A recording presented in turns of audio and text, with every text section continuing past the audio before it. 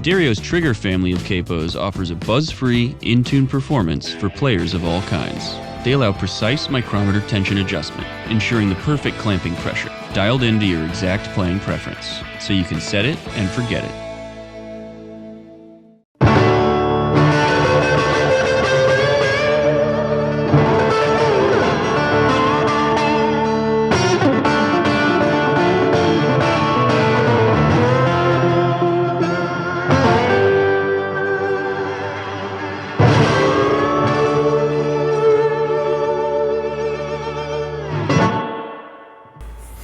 All right. Hey, it's John Bolger with Premier Guitar. I'm with Chris Turpin of Item A. Chris, man, good to see you. Man, thank you for having me. Yeah, I've seen you around town. I've been wanting to do this. I'm so glad we could make it all work. Well, thank you for having me. I'm a big fan of the show. All right. And well, a you're humble a true geek myself. So. Perfect. That's our demographic right there. Well, hey, let's begin with this guitar. Well, this is a new guitar for me. I was really lucky. I saw a picture of an old National from 1931, 12 strings, a Style O, which means it has the palm trees. And I spoke to National about maybe putting one together, and they put this together, I guess, about 2 months ago. Oh, that's a new guitar. So yeah, and as far as I know, this is one of a kind. This is the first time they've etched these palm trees straight onto this bare brass, which is why it's changing shape and color and staining up. All sorts of things. So it's a brass body. It is. Wow. Yeah, it's a complete monster, and I'm running their own slimline pickup here, which sounds fantastic as well. Wow, that's great. So, yeah. So just their proprietary pickup. Yeah. I mean, I was such a huge fan of like 12-string guitar players, Brian William McTell and Leo Kottke and those guys. So this was a kind of a dream of mine to put together. But I'd never played one, so I had no idea what it was going to sound like, how it was going to behave, how it was going to react. And it's kind of like playing a church organ or something. It really is. Yeah, I bet there's a real learning curve, you know, particularly like slide of the 12-string, because things get so chimey and. Yeah, and this is actually lighter and less chimey than the other resonator that's kind of my main. So it's an interesting machine, that's for sure. Wow, great, love it. Yeah, okay, very cool. Let's go to the next one. Yeah. I should say as well, I'm using elixirs on all of these. Oh, great. Okay, so what tuning, before we put this one away, what tuning, what strings are you using on So this? I keep both the resonators in open D, Vestibule tuning, like what Booker White used to use and those guys. And I found I had to take off the high G string on this National because I just could not keep it in tune. Oh, really? It was ridiculous. It was like a 0.8 or something. And then someone told me that some other guys, John Butler, I think, does the same thing. And so apparently that's the thing, but I just could not keep it in tune. So that's the only thing I changed in there, but they're all elixirs. Yeah. Okay, elixirs, and you're in open D. Okay, would that be like across the board? Is it? So it's like D, A, D, F sharp, A, D. Okay. Yeah. So 1, 3, and some 5. So this is my main guitar. I picked this up on Denmark Street in London, and we signed our kind of first proper record deal. I ran to the shop on New Year's Day, because this was in like a New Year's sale or something. And this is a kind of an old guitar. It's not old. Everyone thinks it's an old one. It's not. It's from the early 2000s, I think. And they call it what do they call it? A National Replicon. So they age the brass, I think, differently in these particular guitars to their other ones. And it's like a 12-fret Style O, and it's had a hard life before it got to me. The case that came with it was just beaten up and had Rizzlers from Spain and all sorts of strange things in it. Cool. And it comes with this pickup that I think National make as well, which is just a Telecaster. It's a Lola Telecaster pickup. Sure. That sits right there, and it's kind of blasphemous playing any of these guitars through amplifiers. But I mean, we're in the trenches here. We're playing huge supports in stadiums to like clubs to 15 people. Right. So working with a sound man to do that every night is impossible. So I've had a few people ask me, you know, how I do it, and this is the only way I've worked out is to just run them through an amplifier and just do it this way. Sounds great. I mean, it's a different thing. Yeah, it's a different thing. Yeah, but it works. Yeah, I mean, the mic'd dobro is a very different deal, but God, this sounds fabulous. It's a cool thing. So what else can I tell you? And also, I should say, because I mean, these just love to feedback constantly. Sure. So I'm always on the volume and tone here, like you would a Telecaster or a Les Paul or something, just backing off the gain and the top end, just trying to keep it together all the time, you know. Right. And that's about it. I use electric strings on this guitar because of the pickup. So these are 12 gauge wound G string D'Addario. Elixir. Okay. Electrics, yeah. And it's all stock other than that. It's all stock. Is that a Rocky Mountain slide? It is. Okay, yeah. I recognize that. Yeah, I just discovered this the other day. I love these ceramic slides over glass. I like thick glass slides. They're fast and sound good, but with these acoustic resonators, they're too twangy. Yeah. So I found Jim Dunlop make a great one, and these guys I discovered the other day. I took a punt, and they sound fantastic. Yeah. So yeah, and they're rough. Right. You know, it's really like got a ratty contour. Yeah. Cool. Well, let's So hear that thing, man. Well, I mainly use this kind of a drive, and do a kind of nasty thing.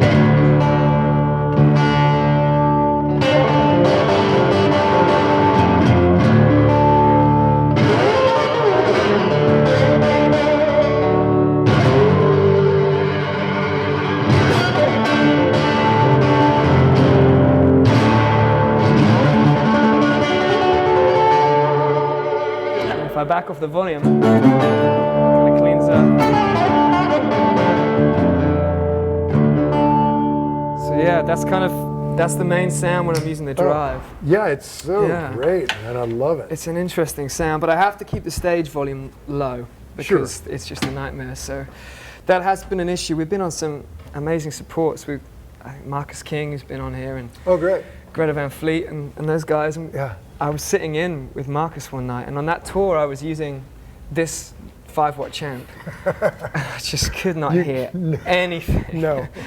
Against this 100-watt Marshall, whatever it was at the time. So yeah, it's like kind of. You're playing the greatest stuff nobody ever heard. Exactly. And I was looking like I was playing the greatest stuff at least. But yeah, 12 watts is about the limit with these, I think, so far. Yeah. Which sounds killer. Okay, let's see another one. Yeah. Okay. This is the mystery guitar. 2 for 2. Love them both. This is the most mysterious guitar that I talk about as well. So I found this guitar in a small coastal town in the UK called Lowestoft. We were playing in a pub there. Before we did anything with Ida May, we were just playing out in this pub, and down the road this guitar became for sale. And I know nothing about it other than it's 100 years old, and it's called a Wailea, which is named after a Hawaiian island. Oh. And I have never seen another one online, and no one can tell me what this guitar is. I mean, I love those old Oskar Schmidt parlor guitars and that sort of thing. Sure. Stellars. So I assumed it was going to be one of those when it was listed on eBay with like 2 pictures for not very much. And so I picked it up, and it's got a really solid Adirondack spruce top. It's cross braced. It looks thick. It's I think it's birch back and sides, and it's got this big thick neck like a Spanish guitar or something. So all I can say is I don't really know what it is. There's a couple of theories that it might be a Regal because of the binding, and there's another theory that it was a nylon string that was converted to a steel string because of this saddle here.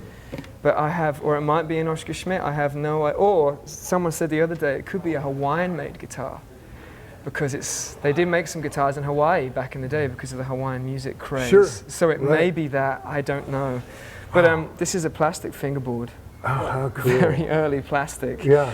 And I didn't really know what to think of it, but I was watching people like Feist use these pickups in little acoustic guitars, and I thought a small-bodied acoustic would be great live because I had the D18, which I adore, but it just fed back on me. So I ended up starting to use this, and it's just stuck. So this is an LR Baggs M1, and it sounds really cool. What tuning are you using for this? Well, I use this in standard, and I use it in, I don't know what you call it, the Neil Young tuning where you drop just the Ds. Yeah, okay, I use it in that tuning as well. Let's hear that thing. But it's pretty cool. It's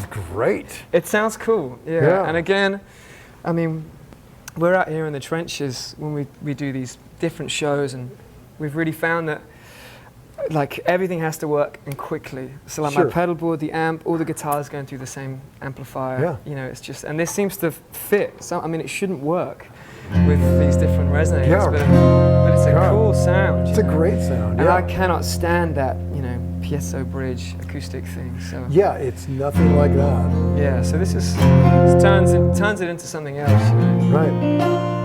Yeah, I dig it. Yeah, love it. Hey, before I forget, what you're using Dunlop Picks? Yeah, so I use thumb picks, and this is before we moved to Nashville and I knew anything about country guitar players, and I just wanted to strum and finger pick at the same time. So I use these Jim Dunlop. I don't know what they call these ones. It's kind of opaque. Yeah. Pretend something, I don't know. Yeah. So I use these, but I find I dig holes in them really quickly, and they become like kind of fish hooks. Oh, really? So I have to file them down with like 120 grit or something to keep it smooth. But it's yeah, so that's what I use, and it's kind of a weird hybrid technique I have now. You know? Yeah, it's cool. Love it. And Kaiser capos? Kaiser capos, yeah, and I am that fool with the snarks. They're just so useful. Yeah, they're great, man. Jumping up and doing radio sessions and stuff to have a snark, and I tend to use that. And if anyone out there in the internet land knows anything about this Whale, please comment section. Help me, because I have no idea. And if anyone has another one or can tell me anything, I would love to hear the story of this, because I have a feeling maybe a serviceman took it over in the 40s to the UK, because where I grew up in the UK, there's loads of US Air Force bases. So that's the only reason I can think this guitar lived in that house for so long, but I don't know. If anyone knows anything, please tell me. Yeah, that's a great, so fill up that comment section. Yeah, that's great, man. Okay, thank you. It's gonna be a tough one to beat. Let's see what's next. Okay, well, those are my main squeezes. Right. And then I use, when I can afford to take out the electric as well, I have to shout out Mike at Gretsch. I'll either take out a Telecaster or a Gretsch, and he turned me onto these, which I absolutely adore. So this is a Duojet, like a 53 vintage Select, I think. Oh, love it. And it's an amazing guitar.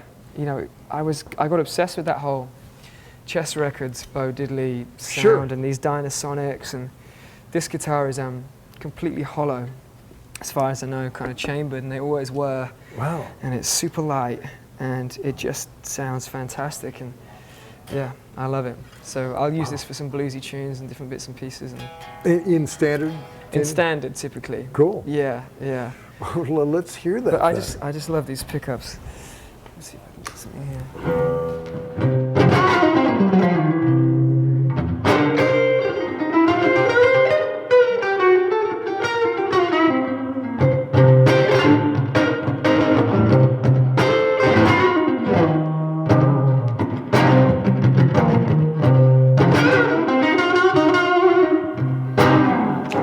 Really cool. And it's cool.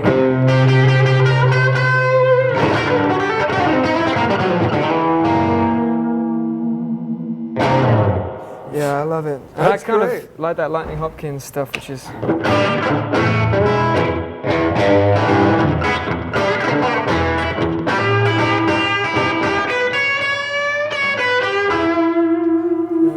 It's got that, I think with the floating bridge, it has that more acoustic response as well, which is great. Yeah. I can't say enough good things about this guitar, yeah. It's amazing. Man, I love I love British guys' takes on American blues. I do. I mean, it's like that's sort of like it's sort of with Clapton and all those dudes. Yeah, it's a strange thing, yeah. And the Stones and even the Beatles. I don't know why I fell in love with that stuff, you know, from Zeppelin and. Well, you're nailing it, dude. You know, that stuff. And then you go back and all of a sudden you're at Booker White and Robert Johnson, and so yeah. It's my That's bag. great. Okay, well, let's talk about, 4 very cool guitars, all very uniquely their own thing. Yeah. And let's talk about your rather Spartan rig. Let's start with your amp. So right now you're running this old Princeton. So, yeah, let me grab another guitar. I'm on the wrong guitar here. Yeah, you bet.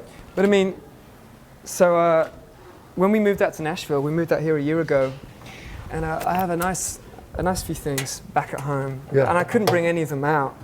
So I ended up going to Rumble Seat and buying this silver-faced Champ. Oh, cool. And that is my kind of main flying amp. I'll put it in the overheads. Just and carry it right everywhere. on.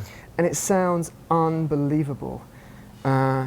But like I said, sitting in with Marcus and Greta and different people, I mean, you just can't do it. No, it's not a fair fight. So I was talking to the wonderful guys at Fender here in Nashville, talking about the Stapleton, Princeton, and Deluxes. And I ended up finding this about just over a month ago. It's a 64 Princeton. Cool. An original one. The tuxedo. The tuxedo. Yeah, I couldn't resist the tuxedo. God, so you get the blonde knobs and the whole thing. And it's just out of service. It's still waking up a little bit, but it sounds great. So I don't get much past 4 on the volume. I keep it kind of low. I like to have it on the floor so I can get the bass coming up through the stage. Yeah.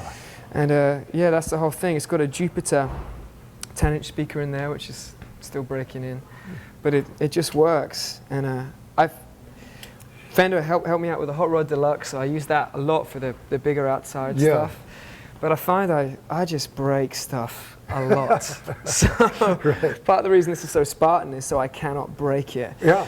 And these hand-wired old Fenders are just indestructible. They really are. I would rather put my money into that, and look after it. And yeah, it's been amazing. I have no noises, no nothings. I try to stay away from reverb.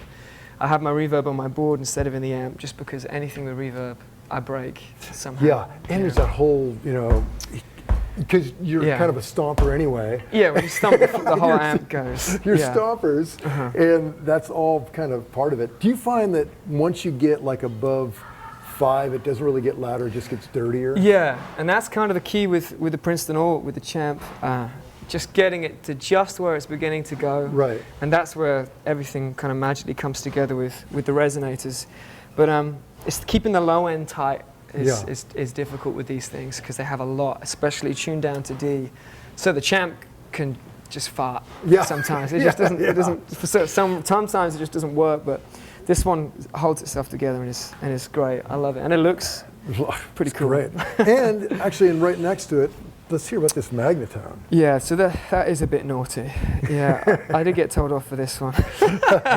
We were in Asheville a few weeks ago in a shop there, and I've been looking for one of these forever because you never see them in the UK, and they have that pitch shifting vibrato that Lonnie Mack used. Oh, it's so great. Buddy Holly, and I swear I've heard it on some chess records as well. And anyway, and I walked in, and this had just arrived 12 hours earlier, fresh out of some barn somewhere, and I couldn't resist it. So it was so cheap that I picked it up, and it's purely for display purposes only this evening. Sure. because it might catch on fire if I plug it in, but it sounds amazing. It's only 5 watts rather, and I'm going to be running them together at some point very soon. Yeah. Okay, fabulous. Yeah, it's pretty cool. Okay, well let's talk about your board and go from there. Yeah, well this is extraordinarily simple, and I do apologize to all the pedal heads out there. Oh no, man! I love that you can do it with less. I mean, yeah, well this is the aim of the game with me. I mean, I've had a lot of fancy pedals, and I love if on the record, we worked with Ethan, and we came up with some crazy sounds. We were using, I have old Tysco auditions with magnetized rubber pickups. Wow. I was playing slide with, and I have a TrueSat Telecaster and lots of analog man fuzzes and stuff like this. But when it comes to live, we've been going out as a duo, so I try and keep it as simple as humanly possible because anything with more than 3 knobs kind of complicates things and confuses me. So down here I just have one pedal, one overdrive pedal, which is the Angry Driver, and I got to do a big shout out to James over at Roland who said I should try this out, and it is amazing. So basically it's just it's a blues driver on one side, and then with this switcher you can go to an Angry Charlie, I think, a JHS Angry Charlie. So you've got 2 levels of gain, 2 pedals in one, which for me works really good. And I find the blues driver, if I use anything like a tube screamer with a mid bump with these, it's just screaming feedback. Whereas the blues driver has kind of a scoop and more low end, and more dynamic, so I can roll the volume down. And right. So that will be my main overdrive, and with these small Fenders, that works great. And that's the whole thing there, really. And then I'm constantly running this slapback, which is a TC electronic, delay. So it's a little bit of slapback going on the whole time, like a 50s thing. And that's that. And then this is the newest edition. This is a digital delay that I use for reverse delay. Oh, occasionally. Cool. So you've just got it on that one weirdo setting. Weirdo setting. Yeah. Well, what I try and do with these resonators and the overdrive is I'll try and work the feedback. So with the monitor and the amp, if I turn up the reverb and I turn up the delay, I can get these huge swells of sound just from clicking on a pedal and then back it back down. So that is that. And really. you've got a lot of sonic space to cover. I mean, so I can make a lot of noise. I'm allowed. So that's just on the reverse delay, which is probably terribly unfashionable, but it works for me. Kate, I gotta hear it. Do something weird, man. Let me get the 12. Let me get something. Let me, if I really make it nasty. This is gonna be worth it. So, and the only I want to hear this mad scientist stuff. So I would do something more like.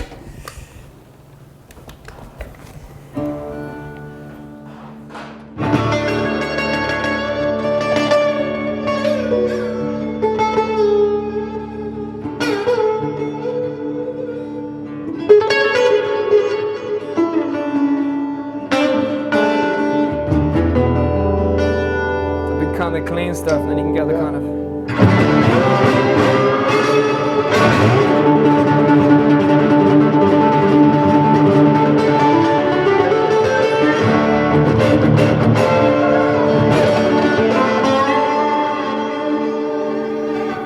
That kind of thing, you know. It's just killer. And when you got the PA going and the monitors, it will feed back just so beautifully. That's great. And then you control that. That's the whole thing. Love it. Yeah. Okay, and then tell me what else is running. What have I got? The only other thing really I've got is this reverb pedal, and I've used Strymons, and I'm looking for a fancier reverb, but I had power issues with them traveling overseas, going back to Europe and coming here. They would kind of light up like Christmas trees and stop working on me. So I got another Boss pedal, and Boss, they make great stuff. It sounds amazing. Yeah, and it's super simple. And then I had this tiny expression pedal just to turn the reverb up and down. So that is my only trick. Okay. Yeah, that is it. I turn the reverb up and then I turn it back down. So, and that kind of, like I say with these, you can do a lot with that. And then the last thing, which is terrible tone etiquette, is I have this DI running, which is one of these Fishman Aura DIs with the blend signal.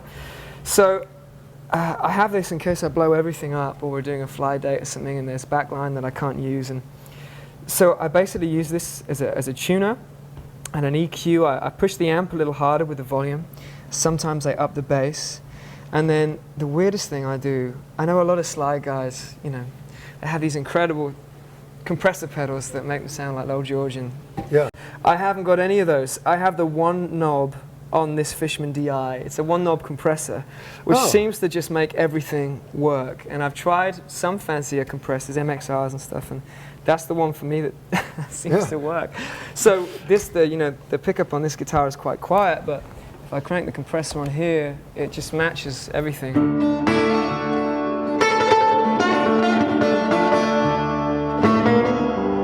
So that's with the compressor, and then without it, it's like kind of night and day. So I kind of use it to volume match and to get more sustain out of what I'm doing. Okay. And that is the whole thing. And that fits in any overhead, any back of a taxi. Yeah. What are you powering it with? I have a T-Rex something underneath. Okay.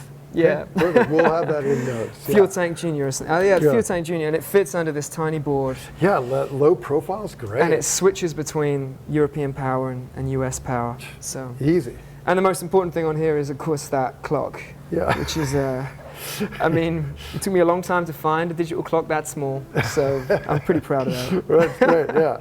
So when the show's supposed to end at 8:45, you're to the minute. Yeah. That's great. Well, hey, Chris, really enjoyed it. Thanks, man. Yeah, congratulations. Love your band. Well, thank you so much. It really is a thrill to be here. Check them out. Thank you.